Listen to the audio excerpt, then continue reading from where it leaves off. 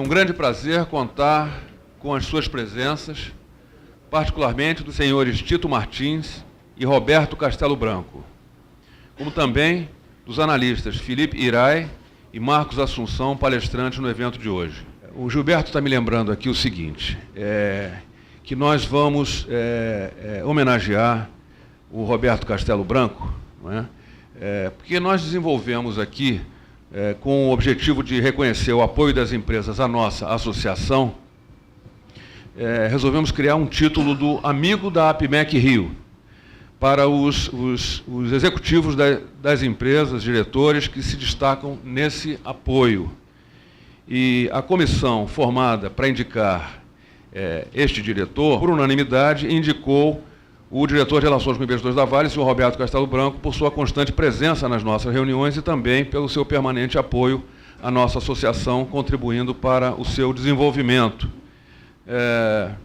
Essa homenagem é materializada por um diploma de amigo da APIMEC Rio e uma placa de prata com dizeres alusivos ao homenageado. Nós vamos fazer essa entrega dessa homenagem no momento em que o Dr. Roberto Castelo Branco fizer a sua apresentação. Ok? Eu não tenho mais nada para falar. Eu gostaria de convidar agora o Felipe Irai para iniciar a sua apresentação. O tema da minha apresentação especificamente é falar um pouco sobre o ciclo de preços de commodities, quais são um pouco das nossas visões sobre o mercado. Acho que o que inicialmente começou sendo uma pergunta, né, se qual que é a sustentabilidade desse superciclo, ele virou uma afirmação. Então, na nossa visão, o superciclo de commodities ele continua, mas uma coisa que acho que é importante é tentar entender o que é esse superciclo. E o que a gente entende que seja esse superciclo seria a gente continuar vendo preços de commodities mais altos durante mais tempo. E a gente acredita que tem 4 grandes fatores principais para a gente considerar que esse superciclo ele pode chegar no final. Normalmente o preço de commodities está muito relacionado com ciclos econômicos. Então nesse gráfico a gente coloca uma evolução dos PMIs das principais regiões do mundo, na China, Estados Unidos, e na Europa, e aí o que vocês conseguem ver é que ao longo dos últimos meses esses indicadores eles tiveram uma aceleração, ou seja, a gente espera que tenha de fato uma recuperação na economia mundial, mas ainda a gente vai ver que o crescimento econômico mundial ele vai ser um pouco fraco em 2012, mas muito em função de uma recessão na Europa. A gente espera que a Europa ela tenha uma retração de 0,5%, e muito compensado por crescimento em mercados emergentes, principalmente na China, onde a gente espera um crescimento de 8,6% do PIB em 2012. Na nossa visão, a visão de longo prazo dos investidores sobre commodities, eles deveriam ir muito além do que os dados macroeconômicos dos últimos meses ou mesmo até dos últimos anos. Acho que o setor de commodities ele teve alguns problemas estruturais e que eles devem continuar impactando a dinâmica de preços ao longo dos próximos anos. Com relação à tendência de preços, a gente acredita que preços de minério de ferro eles ainda devem ficar altos no patamar mais alto, no curto prazo, gradualmente convergindo para um preço de minério de ferro próximo de $100. Aqui a gente coloca que isso pode acontecer em 2017, mas cada vez mais a gente acredita que, primeiro, essa curva essa queda de preços pode demorar mais, e segundo, que dada a estrutura de custos da indústria, necessidade de novos investimentos e o crescimento econômico global, esse nível de preços ele pode ser mais alto. Então, isso mostra uma visão ainda bastante otimista com relação ao ciclo de preços de minério de ferro.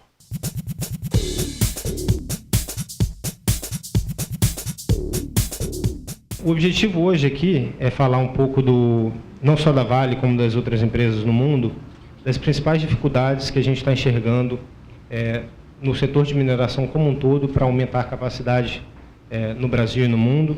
Existe uma demanda muito grande por equipamentos de engenharia e projetos no mundo inteiro. Isso acarreta claramente um aumento do custo dos projetos e, em muitos casos, o atraso nos projetos. Outro ponto é a mão de obra, né? Que é a falta de mão de obra especializada no mundo inteiro. No Brasil, acho que é um exemplo muito claro disso. Existem diversos projetos, até grandes de engenharia, sendo tocados ao mesmo tempo no Brasil, com o programa de Minha Casa Minha Vida na parte de construção civil, as hidrelétricas estão sendo construídas, toda a parte de infraestrutura para os grandes eventos que o Brasil vai sediar. E tem também, além disso, tem todo o investimento em alguns setores, como mineração, está todo mundo competindo pelos mesmos profissionais. Isso aí aumenta o custo do profissional, aumenta o custo do projeto, em alguns casos até falta profissional para você tocar alguns projetos. E aí o que a gente tem notado recentemente em vários projetos no mundo inteiro é que construção de uma logística do zero, né, uma logística greenfield, tem ficado cada vez mais cara. Um exemplo que a gente colocou aqui também é o projeto de Serra Sul da Vale, que é o maior projeto que a Vale tem, que eu acredito que é o próximo vetor de crescimento de capacidade da companhia. Esse é um projeto que está orçado em 19 bilhões de dólares, sendo que desses 19 bilhões, praticamente 60%, mais de 11 bilhões, está orçado na parte de logística, para você duplicar a ferrovia e também para construir novos terminais portuários. Como eu fiz aqui no ano passado, mostrando um pouco do histórico do último ano, aqui, desde a última apresentação até hoje, como é que foi a performance da Vale contra a Bovespa e as siderúrgicas no Brasil. A Vale, em função do fluxo de caixa muito forte que ela teve no ano passado, ela pagou aproximadamente 10% em dividendo. Então, praticamente, se você somar o dividendo aqui, a performance da Vale, dividendo e buyback. Então, você tem aí praticamente uma performance bem em linha com o do Ibovespa.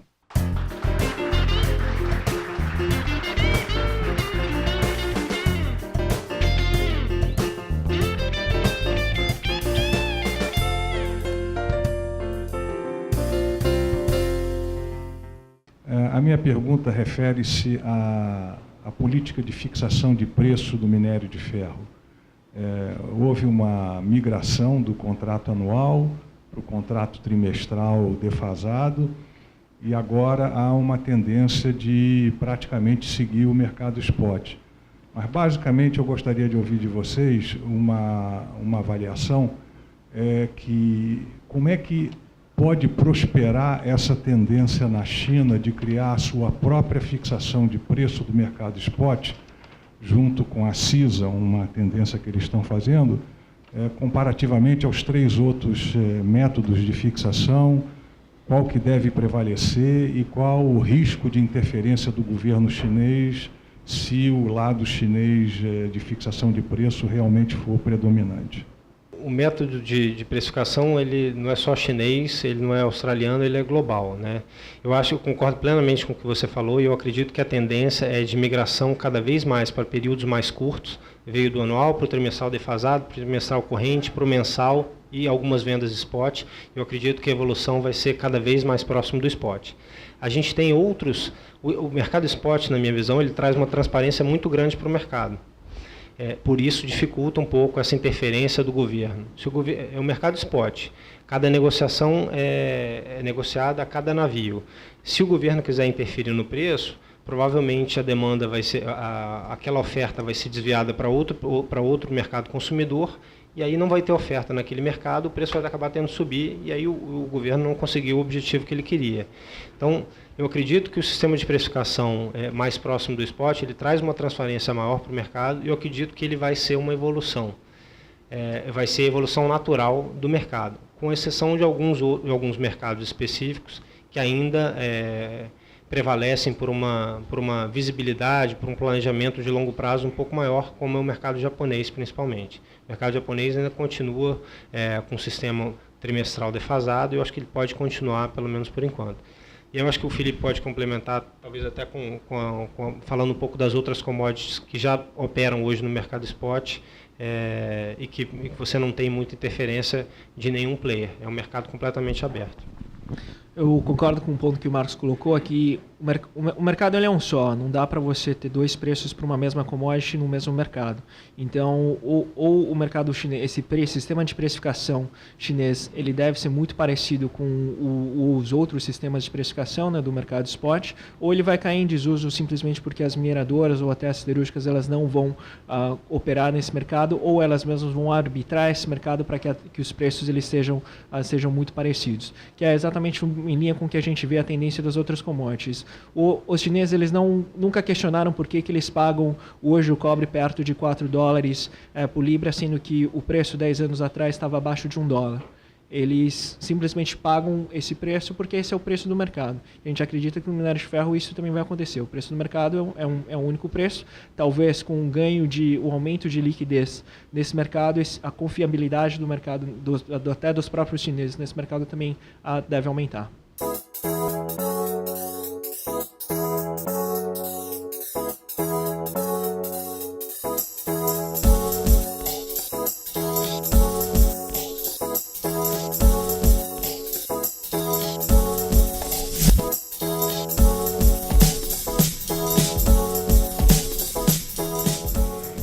Vamos dar início agora à segunda parte do evento de hoje, formando a nova mesa de palestrantes, o diretor executivo de Finanças e RI da Vale, Dr. Tito Martins, aqui eu convido para compor a mesa aqui. Na sequência, convido o diretor Roberto Castelo Branco, diretor de Relações com Investidores da Vale. Eu gostaria de citar aqui a presença da presidente da APIMEC Nacional, a senhora Luci Souza, e do vice-presidente, senhor Davi Navegante, que contou aqui na nossa plateia, aqui nos prestigiando também. Antes de iniciar aqui as apresentações, como já foi dito pelo presidente Luiz Guilherme, que teve que se ausentar por questões pessoais, a APIMEC Rio criou um diploma de amigo da APIMEC para diretores de empresas que realmente apoiassem a APIMEC. O diretor Roberto Castelo Branco, já há vários anos, pela Vale, vem nos apoiando aqui, prestigiando com sua presença e com apoio material, inclusive podendo viabilizar não só esse, como outros eventos nossos. Então, por esse reconhecimento aí, vai ser feito agora a entrega a ele de um diploma de amigo da APIMEC Rio e uma placa de prata com deles alusivo ao homenageado. Eu vou ter o prazer de passar às mãos dele essas duas homenagens, porque realmente são extremamente merecidas, e é com muita satisfação, muito prazer e muito orgulho que eu faço, até porque sou amigo pessoal dele.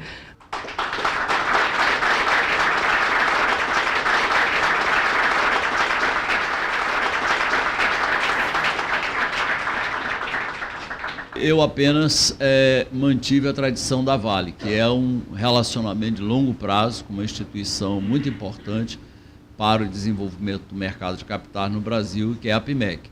Nós apoiamos e continuaremos a apoiar a APIMEC em seus esforços para desenvolver e popularizar o mercado de capitais no Brasil. Quando se fala em produtos minerais, geralmente se fala em commodities, produtos primários. E isso dá uma conotação que é algo que é uma dádiva dos céus. A natureza colocou ali e é só pegar e ganhar dinheiro com isso. Na realidade, a mineração é uma atividade complexa sobre vários aspectos, em termos de desafios, em termos de necessidade de investimento.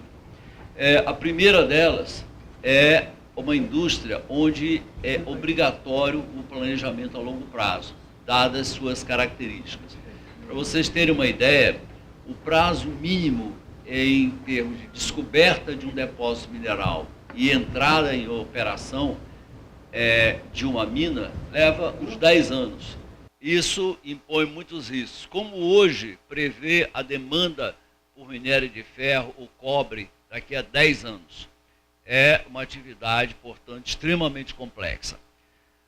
A mineração tem como base o investimento em pesquisa mineral. E o investimento em pesquisa é um investimento de risco, onde a probabilidade de um furo descobrir um depósito mineral é muito baixa. Além disso, não basta descobrir um depósito. Tem que se fazer estudos para que ele seja, para que se mostre ou não economicamente viável. Então, você tem a descoberta de um depósito, o estudo conceitual, depois um estudo de pré-viabilidade, um estudo de viabilidade. Então, essa é uma atividade complexa, que exige conhecimento em investimento em capital humano. Além disso, existe o investimento em novas tecnologias, dadas as complexidades que existem no mundo mineral. Como desenvolver um projeto em Tete, no norte de Moçambique, onde praticamente não existe nada, um lugar paupérrimo, miserável, não existe infraestrutura. É um desafio enorme, que existe custos elevados. A logística dos projetos, nós vimos aqui o outro exemplo do Marcos Assunção, mostrando como a logística é importante para projetos de minério de ferro e de carvão, que envolve a construção de ferrovias, de portos. Além da disponibilidade física desses insumos, existe a pressão de custos. Outro aspecto importante é a transformação de minérios em metais. Nós temos um exemplo típico no níquel. O níquel se explora no mundo basicamente 3 tipos de níquel. O níquel sulfetado, onde existe uma tecnologia já explorada há mais de um século para a transformação do minério num metal.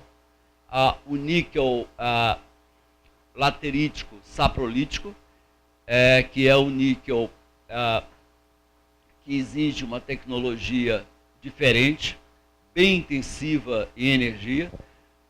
E o mais novo, o níquel laterítico limonítico, que é uma outra tecnologia, com tecnologia de lixiviação de alta pressão.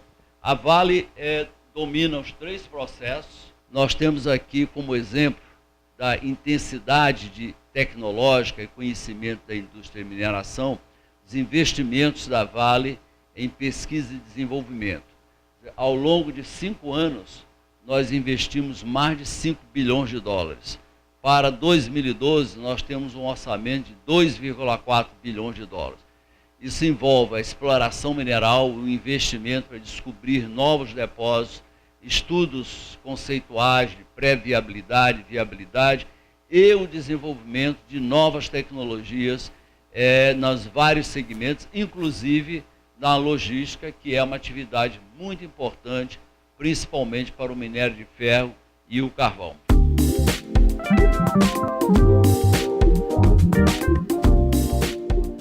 Acho que seria interessante nós termos a oportunidade de, mais uma vez, reforçar o que a nova administração da Vale está se propondo, né?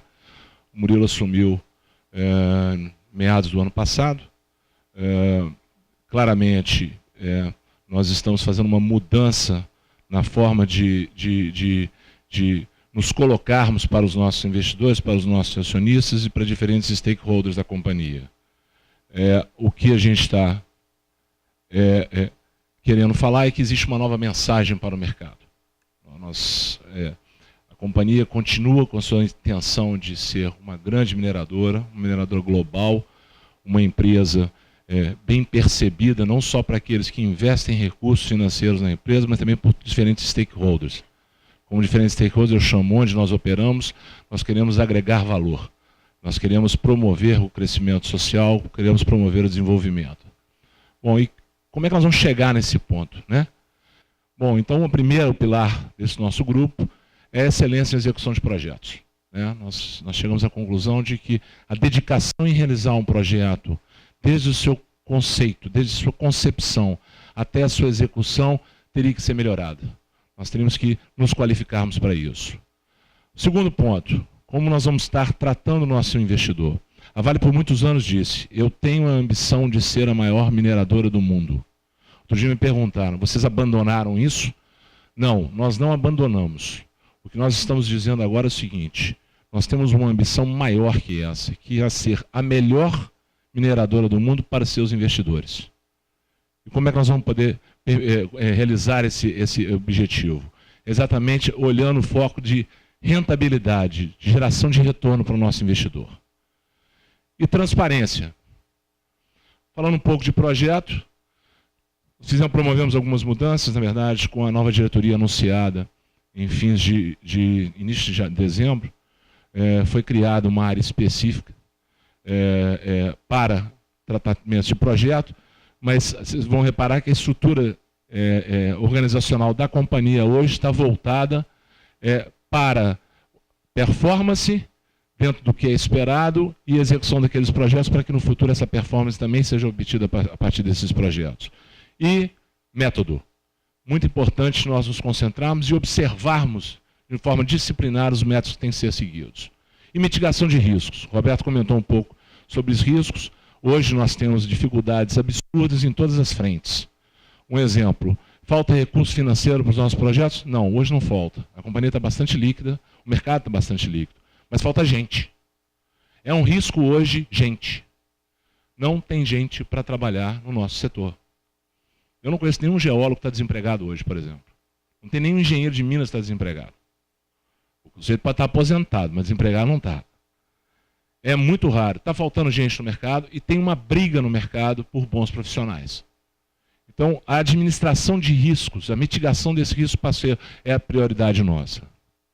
Nós temos uma outra questão também, que virou popular hoje, né? Nossa atividade é uma atividade que impacta violentamente o meio ambiente.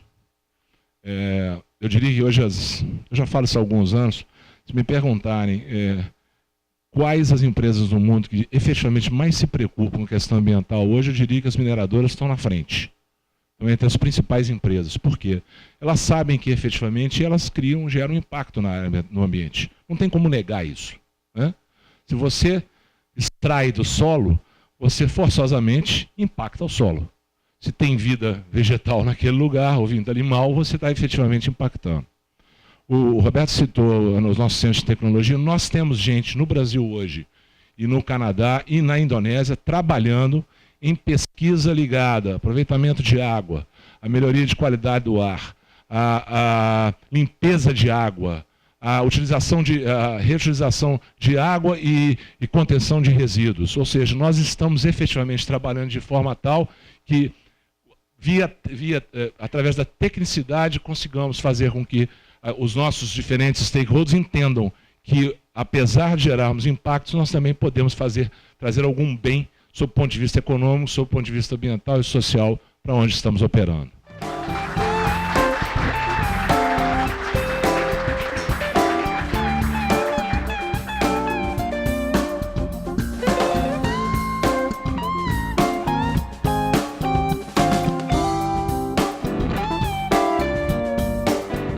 A Vale estudou recentemente a compra de navios gigantescos, que acabaram tendo um certo embrólio político na China, na chegada desses navios. E eu queria entender um pouco mais da polêmica que cria dentro do armador, os portos e o porquê que a China criou essa lei específica, quase que para esses navios, evitando, digamos, o que ela diz, o monopólio do comércio marítimo da Vale. Até onde vai? O que se trata?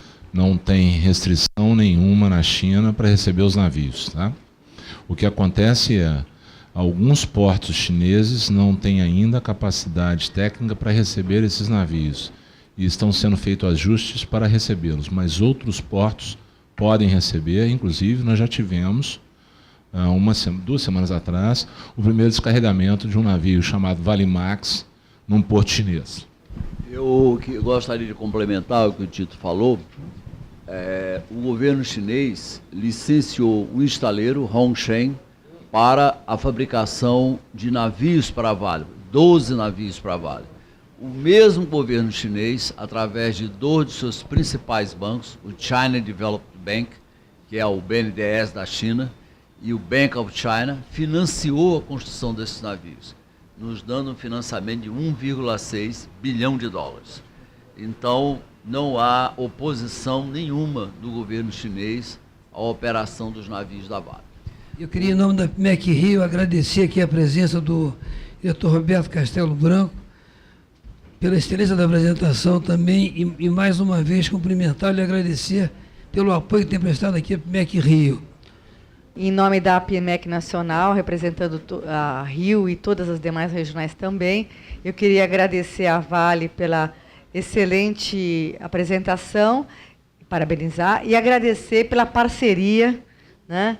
Vocês receberam, especificamente o Roberto recebeu o certificado de amigo da PMEC Rio, mas é um amigo da PMEC, de maneira ampliada.